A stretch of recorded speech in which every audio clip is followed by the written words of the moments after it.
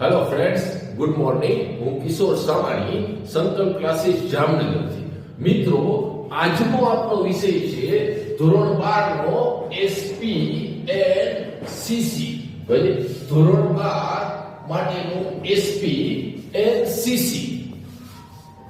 હવે મિત્રો જુઓ, પરીક્ષામાં સારા માર્ક્સ લાવવા માટે કોઈ પણ વિષય છે ઈ વિષયમાં તમે તેની પેપર સ્ટાઇલ પ્રમાણે વ્યવસ્થિત તૈયારી કરો તો બહુ ઓછી મહેનતે વધારે સારા માર્ક્સ લઈ શકાય.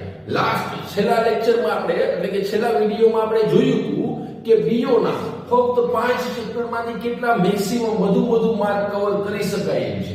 એવી જ રીતે આજે થિયરીનો જ વિષય છે એસપી એન્ડ સીસી. હવે એસપી એન્ડ સીસી માં તમને ખબર છે સેક્શન F છે, જેની અંદર 5 લેટર પત્ર પૂછાય છે. 5 પત્ર. હવે 5 પત્ર 25 માર્કના છે મિત્રો.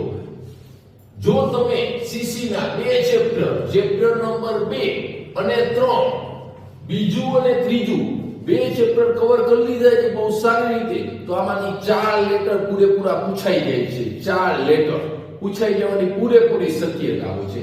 આ સિવાય મિત્રો એસપી માં જાય, એસપી માં તો ચેપ્ટર નંબર 1 છે, પછી છે ચેપ્ટર નંબર 4, ચેપ્ટર નંબર 5 અને ચેપ્ટર નંબર 6.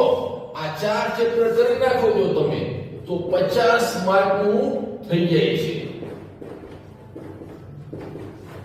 પહેલું ચેપ્ટર છે 15 માર્કનું છે એસપી માં.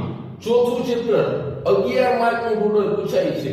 પાંચમું ચેપ્ટર 12 માર્કનું છે અને છઠ્ઠું ચેપ્ટર છે એ 12 માર્કનું છે. આ રીતે ટોટલ આના 50 માર્ક થાય છે મિત્રો.